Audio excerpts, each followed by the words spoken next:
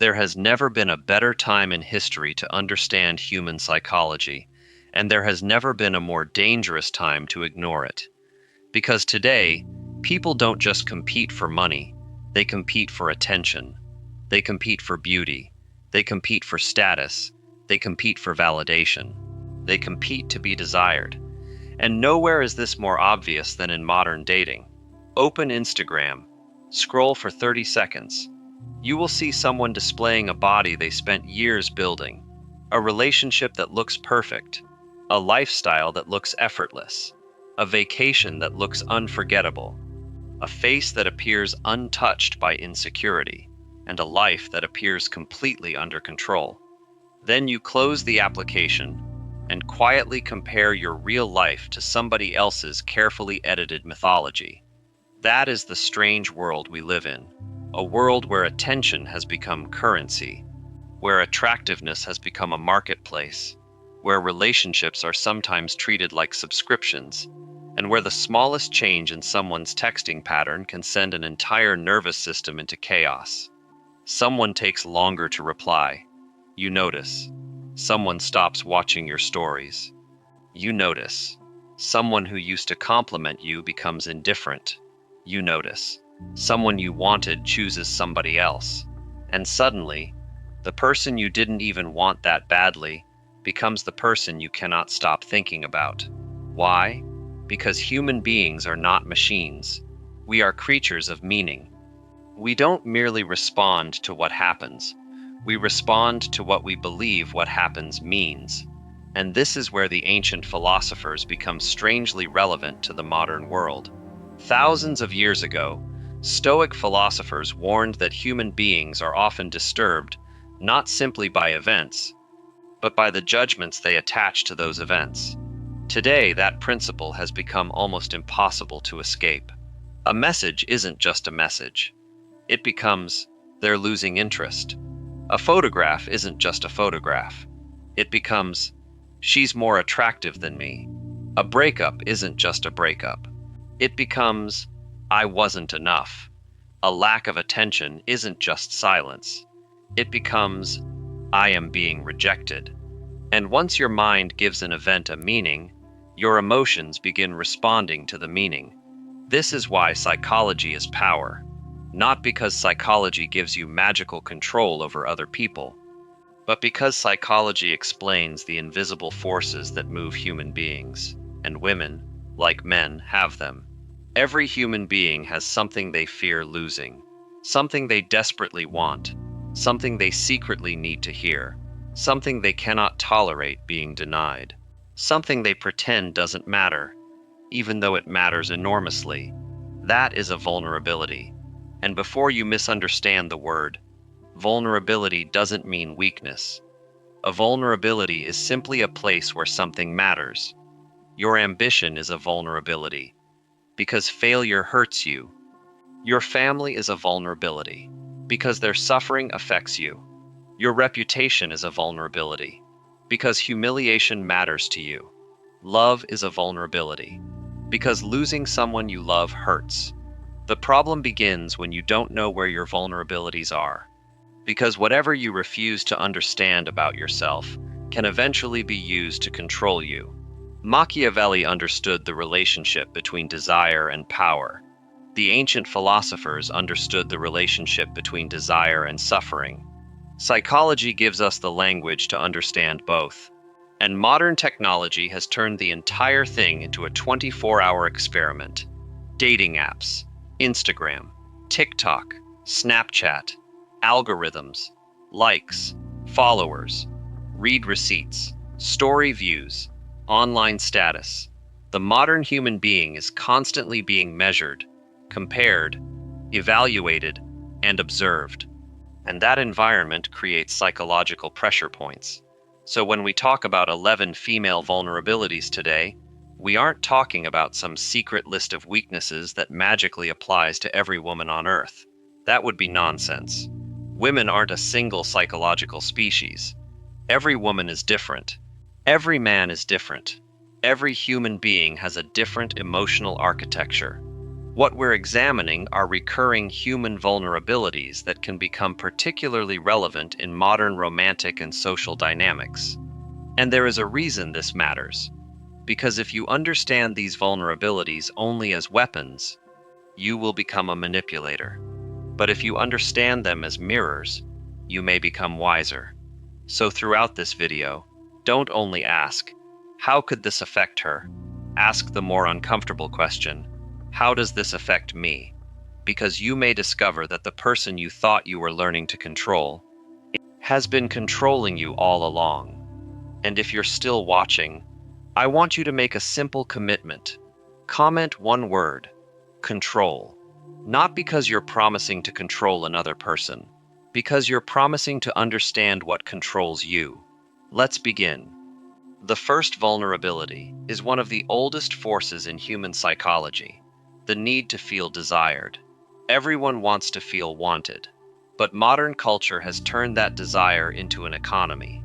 Look at social media. The number of likes becomes a tiny measurement of desirability. Followers become a measurement of social value. Comments become applause. Messages become proof that someone is thinking about you. And attention becomes a drug that never fully satisfies the person consuming it. This is particularly interesting in modern dating, because attraction is no longer experienced only privately. It is publicly quantified. Someone can open an application and see hundreds of people competing for their attention. Suddenly, attention itself becomes abundant, but genuine connection becomes scarce, and that creates a paradox. The more attention you receive, the harder it can become to determine which attention actually means something.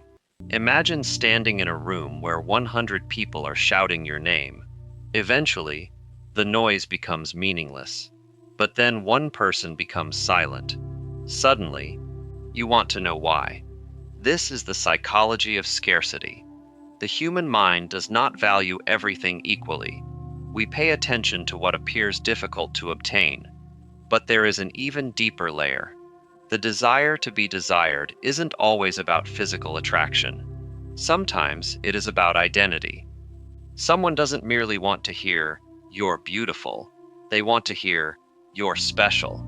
You're different. I chose you. I can't replace you." These statements touch something deeper. They answer an ancient human question, do I matter? And this is why validation can become so powerful. A person who doesn't believe they are enough may constantly search for external evidence that they are. Another compliment, another message, another admirer, another person who wants them. But external validation has a cruel characteristic. It expires. You receive the compliment and feel good. Then the feeling fades, so you need another, then another, then another. The philosopher Seneca spent much of his work examining the dangers of becoming dependent on things outside yourself. The basic lesson is timeless. If your peace depends entirely on something you don't control, your peace is fragile. Modern social media has made this painfully obvious. You can wake up feeling attractive, post a picture, receive hundreds of likes, feel incredible, then post another picture that performs badly, and suddenly question yourself. Did your face change overnight? No. Did your worth decrease? No. Only the external response changed, yet your internal state changed with it. That is dependence. And this is where the idea of control becomes interesting. If another person's attention can determine whether you feel valuable, that person has influence over you. They don't need to threaten you. They don't need to command you. They simply need to give or withdraw something you desperately want. That is psychological leverage. And the solution isn't to become cold, it's to become internally anchored. Because the strongest person in the room isn't necessarily the person receiving the most attention.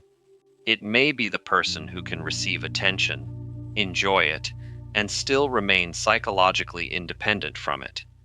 So ask yourself, if everyone stopped complimenting you tomorrow, would you still know your worth? If the answer is uncertain, you have discovered something important. There is an ancient wound inside almost every human being. The fear of being told, no, no, you're not chosen. No, you're not wanted. No, I don't feel the same. No, I found someone else. No, I don't want you anymore. Rejection attacks more than romance. It can attack identity, because when someone rejects us, we don't always interpret it as, this person doesn't want a relationship with me. We interpret it as, something is wrong with me. And that distinction is enormous. One is a compatibility issue. The other becomes an identity crisis. This is why rejection can make people behave irrationally. Someone who barely mattered yesterday can become the center of your mental universe after rejecting you. You start replaying conversations. You examine photographs. You wonder what you did wrong. You compare yourself with the person they chose. You search for hidden explanations. And eventually, you may become more interested in winning their approval than actually being with them. That is a dangerous psychological transformation. Because the goal has changed. It isn't love anymore. It's validation. You aren't asking, do we belong together? You're asking, how do I make them regret rejecting me? And that question can consume years. Nietzsche repeatedly explored the relationship between resentment, pride, and wounded identity. A useful lesson from that tradition is that wounded pride can disguise itself as desire. Sometimes what feels like obsession is simply an injured ego demanding repair. Think about it. You didn't want them yesterday. They rejected you today. Suddenly you want them desperately. What changed? Not necessarily the person. Your perception of your own status changed. You went from being the chooser to being the rejected. And the ego hates losing that position. This happens to women too. A woman can reject a man completely until she discovers that another woman wants him. Suddenly her perception changes. Or she can leave a relationship, then become fascinated by the idea that her former partner has moved on. Why? Because rejection and comparison are intertwined. Human beings constantly measure themselves against alternatives, and modern social media makes this worse. You don't just lose someone. You can watch them move on in real time.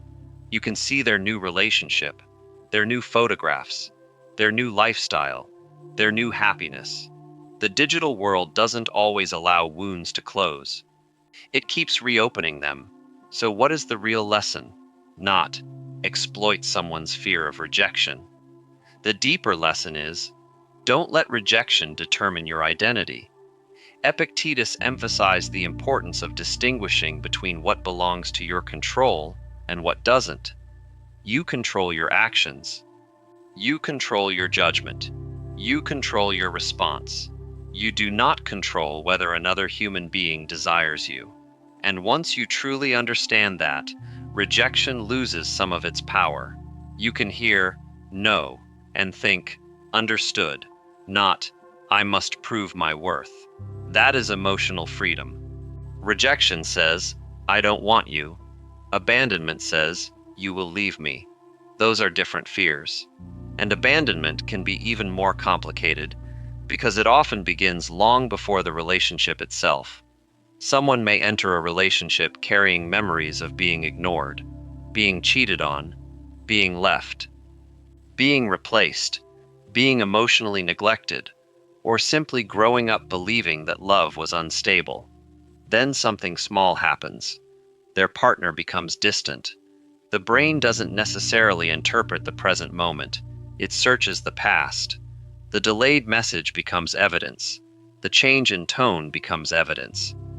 The canceled plan becomes evidence. And suddenly, a completely ordinary event becomes emotionally enormous. This is why two people can experience the same relationship completely differently. One thinks, she's busy. The other thinks, she's leaving. Same event, different interpretation, different emotional reality. And fear creates behavior. Someone afraid of abandonment may become excessively accommodating. They may tolerate disrespect. They may apologize when they did nothing wrong. They may constantly seek reassurance, or they may become controlling because control feels safer than uncertainty. But here is the paradox. The more desperately you try to prevent someone from leaving, the more pressure you can place on the relationship. Love becomes surveillance, concern becomes interrogation, closeness becomes possession, and eventually, the fear creates the outcome it was trying to prevent. This is why self-awareness matters. You have to be able to ask, is this actually happening? Or, am I responding to what happened before? Marcus Aurelius repeatedly returned to the importance of governing your own mind rather than allowing circumstances to govern it. That principle is brutal but liberating. You cannot guarantee that someone will stay.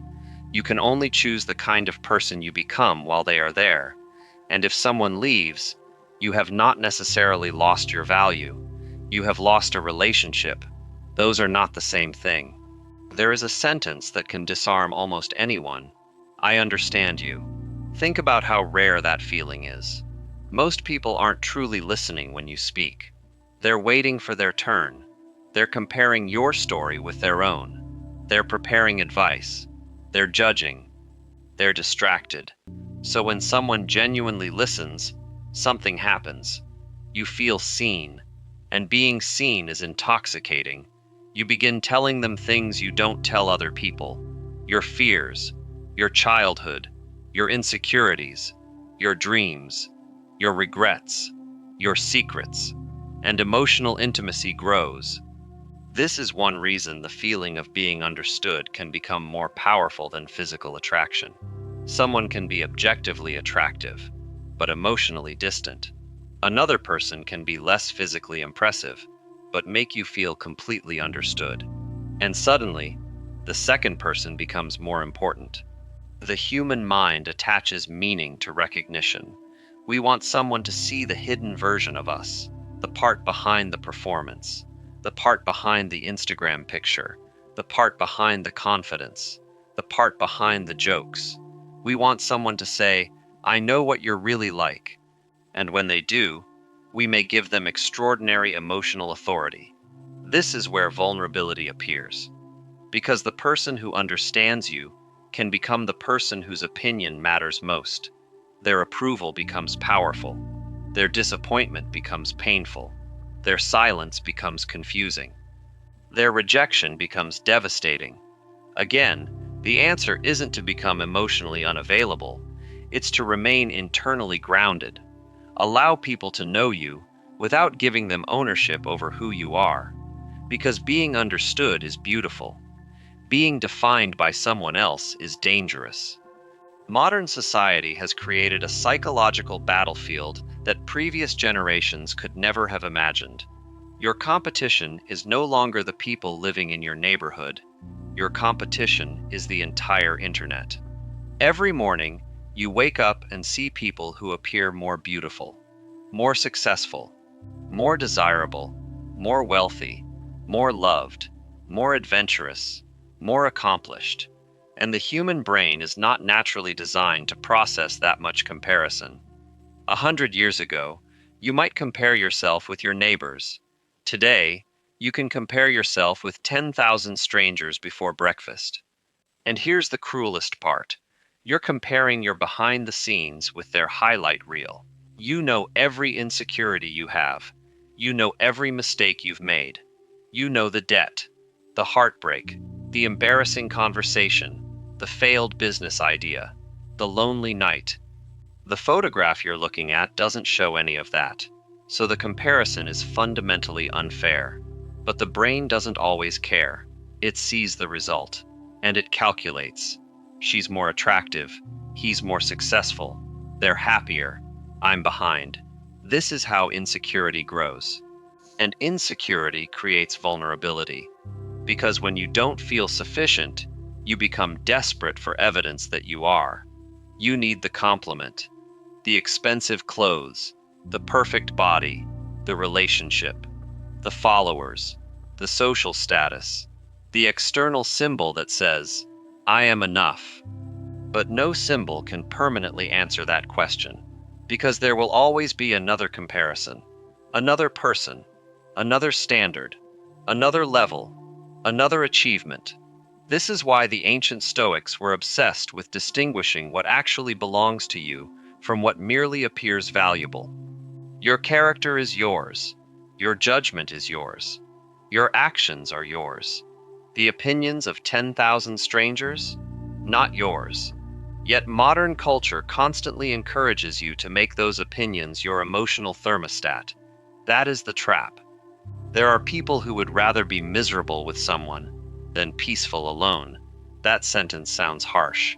But look around. You will see it everywhere. People stay in relationships they openly complain about. They know they're unhappy. Their friends know. Their family knows. Sometimes even their partner knows. Yet they stay. Why? Because leaving creates silence. And silence forces you to confront yourself. When you're in a relationship, you have a role: girlfriend, boyfriend, partner, wife, husband. You have routines, plans, someone to call, someone to text, someone beside you at night.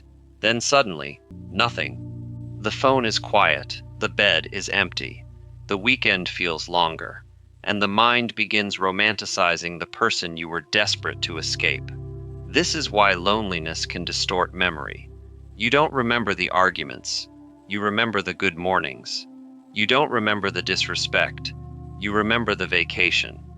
You don't remember why you wanted to leave. You remember how they held you. The mind doesn't always compare reality with reality. It compares reality with imagined loneliness. And sometimes, imagined loneliness wins. The philosopher Arthur Schopenhauer wrote extensively about the tension between human desire and suffering.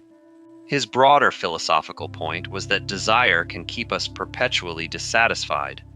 Modern relationships provide a perfect example. You desire someone, you get them, then you fear losing them, then you become anxious, then you try to control the relationship, then control damages the relationship. Then the relationship ends. Then you desire them again. The cycle continues. The antidote isn't to stop loving, it's to become capable of standing alone. Because when you can survive solitude, you stop accepting just anyone to avoid it. And that changes your entire relationship with power. Imagine you've spent 5 years building something: a relationship, a business, a career, a friendship. Then one day you realize, this isn't what I thought it was. The logical response should be simple. If the thing no longer serves you, leave. But human psychology doesn't work that cleanly. The mind looks backward. 5 years. 5 years. I can't just throw that away. And that's where sunk cost thinking traps people. The past investment becomes an argument for future investment. But the past is already gone. You cannot recover those years by sacrificing another 5. This principle is brutally relevant to relationships. A woman may stay with a man because we've been through too much. A man may stay with a woman because she was there when I had nothing. But history is not necessarily evidence of compatibility. Sometimes history is simply history. This doesn't mean relationships should be abandoned at the first difficulty. Of course not. Commitment matters. Loyalty matters. Patience matters. But commitment should be directed toward something healthy, not toward the idea that suffering must eventually be rewarded. The philosopher William James explored the way our beliefs and commitments shape our experience.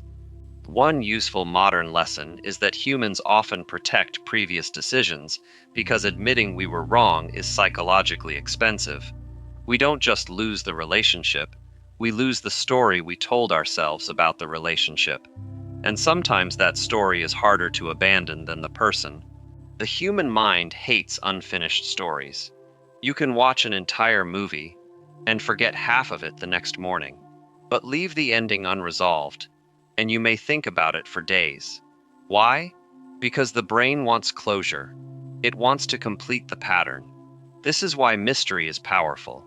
Why unanswered questions stay in our heads. Why uncertainty can create obsession. And modern dating has weaponized uncertainty without even trying.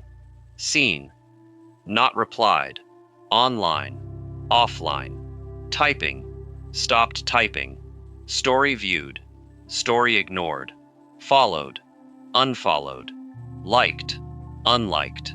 Every tiny digital signal can become a clue, and people become detectives of their own relationships. Why did she like that picture? Why did he watch my story? Why didn't she reply? What does that mean? Sometimes, nothing. But uncertainty gives the mind something to solve, and the mind loves solving puzzles. This is why mystery should never be confused with intimacy. Someone being confusing doesn't necessarily mean they're deep. Someone being unpredictable doesn't necessarily mean they're special. Sometimes, they're simply inconsistent. The mature response is not always to solve the mystery. Sometimes, the mature response is to accept the information already available. If someone consistently gives you uncertainty, that uncertainty is itself information. Status is one of humanity's oldest currencies. Before social media, there were tribes. Before tribes, there were hierarchies. Humans have always watched who gets respect, who gets listened to, who gets followed, who gets chosen, and modern dating has transformed status into something almost visible. Followers, money, cars, clothes, body, career, social circles, lifestyle, even relationship history can become a form of status. The strange thing is that people often don't evaluate status independently. They look at how others respond to someone. If everyone wants them, they must be valuable. If nobody respects them, they must be unimportant. This is social proof, and it affects both men and women. A person can become more desirable simply because other people appear to desire them. But here's the danger. If your self-worth depends on public status, then public opinion becomes your master. You become terrified of embarrassment. You avoid failure. You hide mistakes. You perform success. And eventually, you aren't living. You're managing an image. Machiavelli understood the political importance of appearances. But there is a deeper personal lesson. Your reputation matters. But your identity cannot depend entirely on your reputation, because reputation lives in other people's minds, and you don't own other people's minds. You can influence perception. You cannot completely control it. The moment you understand that, you become harder to manipulate through shame. And now, the final vulnerability, the need to be chosen. This sounds similar to wanting to feel desired, but it goes deeper. Being desired means, you want me. Being chosen means, out of all the possibilities, you selected me. That distinction is enormous. Because modern dating has created an environment of infinite alternatives. There is always another person, another profile, another message, another match, another possibility. So people don't simply want love anymore.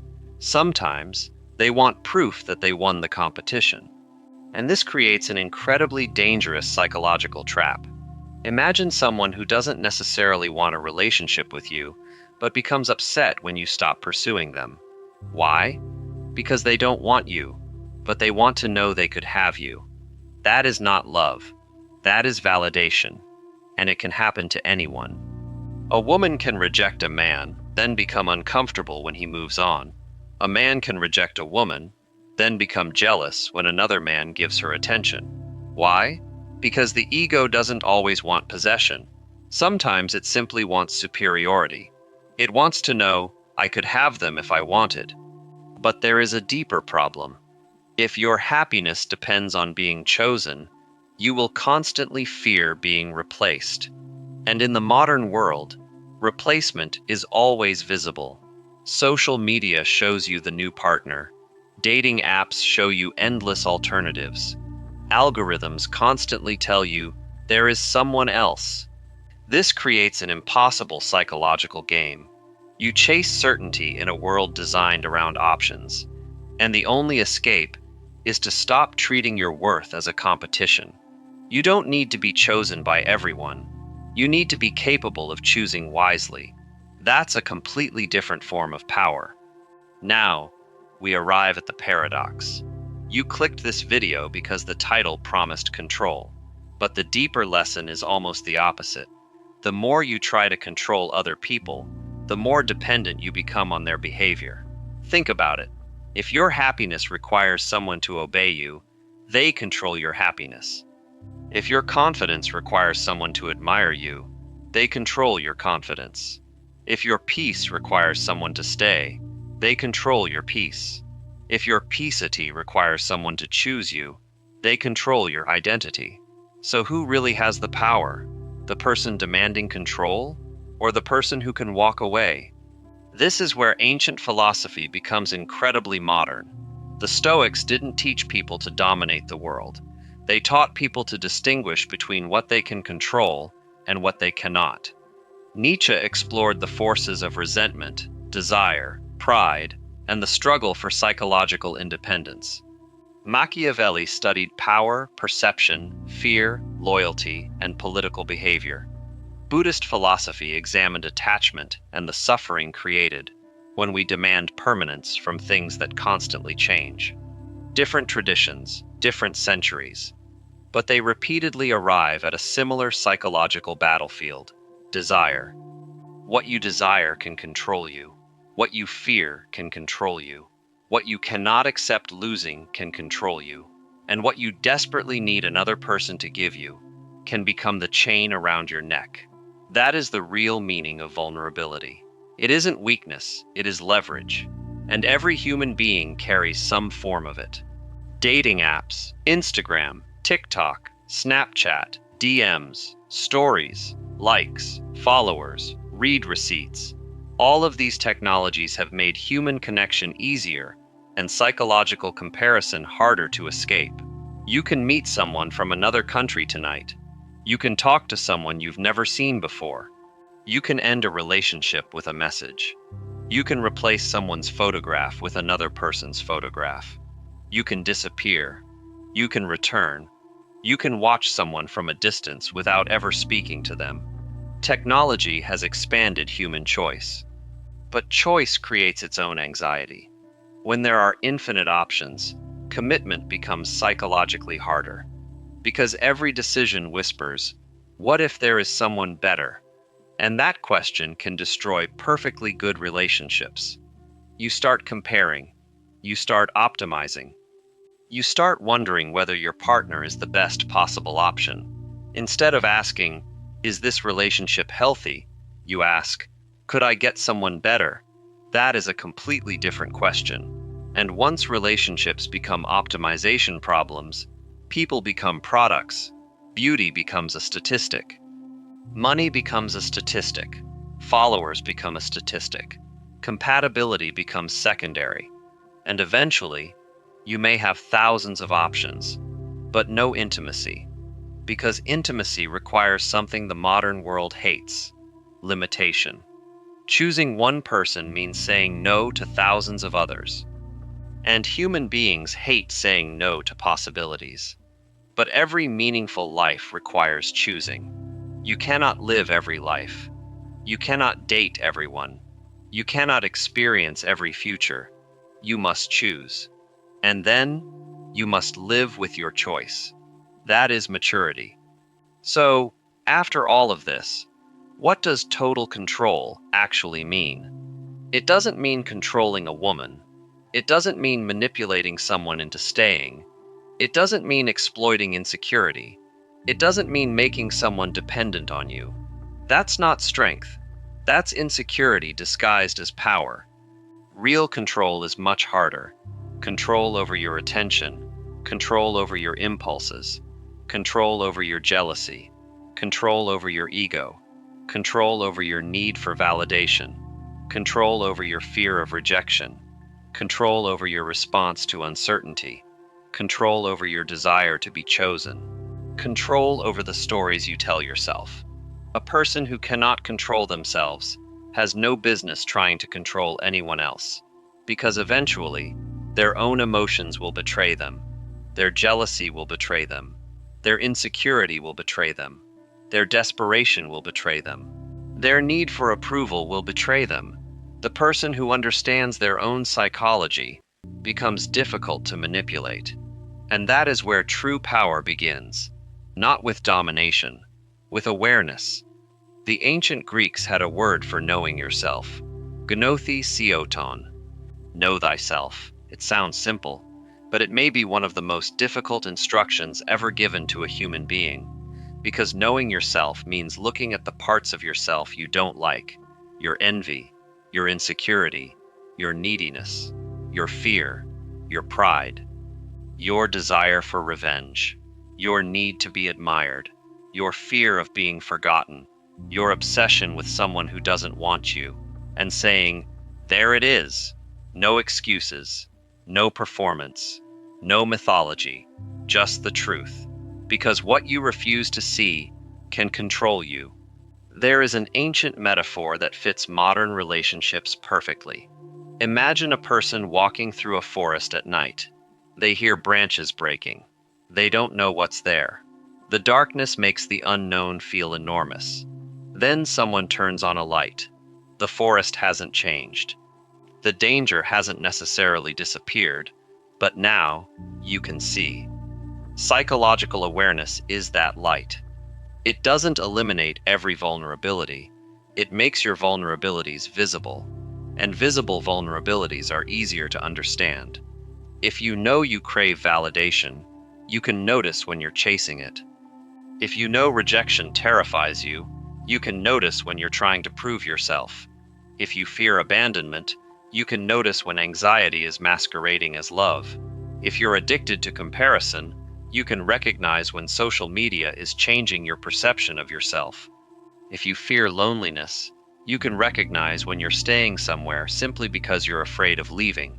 If you need to be chosen, you can recognize when your ego is turning romance into competition. That is freedom, not becoming invulnerable, becoming conscious. Because you cannot eliminate every weakness, but you can stop letting your weaknesses operate in darkness. And that is the lesson Machiavelli never needed social media to understand. Human beings are moved by fear, desire, status, love, pride, belonging, and uncertainty. The technology changed. The human being didn't change nearly as much. We simply built better machines for amplifying our oldest instincts. The desire for attention became social media. The desire for status became follower counts. The desire for belonging became online communities. The desire to be chosen became dating apps. The fear of rejection became read receipts. The fear of comparison became endless scrolling. The need for validation became likes. And the need for control became checking someone's online status at 2 o'clock in the morning. The ancient battlefield is still here. We just carry it in our pockets. So don't leave this video thinking, I've learned how to control women. Leave thinking, I've learned what can control a human being. And then, turn the mirror toward yourself. Because if you know everybody else's vulnerabilities, but don't know your own, you aren't powerful. You're simply dangerous to other people, and vulnerable to anyone who understands you better than you understand yourself. That is the real paradox of power. The person obsessed with controlling others is often controlled by the need to control them. The person desperate to be desired is controlled by attention. The person terrified of rejection is controlled by approval. The person terrified of abandonment is controlled by whoever threatens to leave. The person obsessed with status is controlled by public opinion. The person terrified of loneliness is controlled by whoever offers companionship. The person desperate to be understood is controlled by whoever makes them feel seen. And the person who knows all of this, but refuses to examine themselves, has learned nothing. So, if you stayed until this point, I want you to do something. Don't write women. Don't write men. Don't tell me which gender is worse. Write one word: control. Because the purpose of understanding psychology isn't to become better at controlling people, it's to become harder to control. And if you can identify the thing that has been quietly controlling you, you've already taken the first step toward freedom.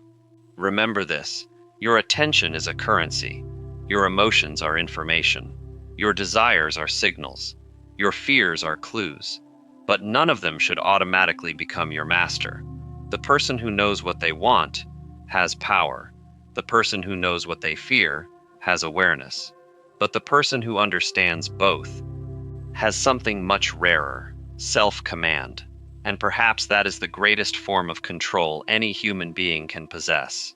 Not control over another person's mind, not control over another person's emotions, not control over another person's choices, but control over the one person you will never escape: yourself.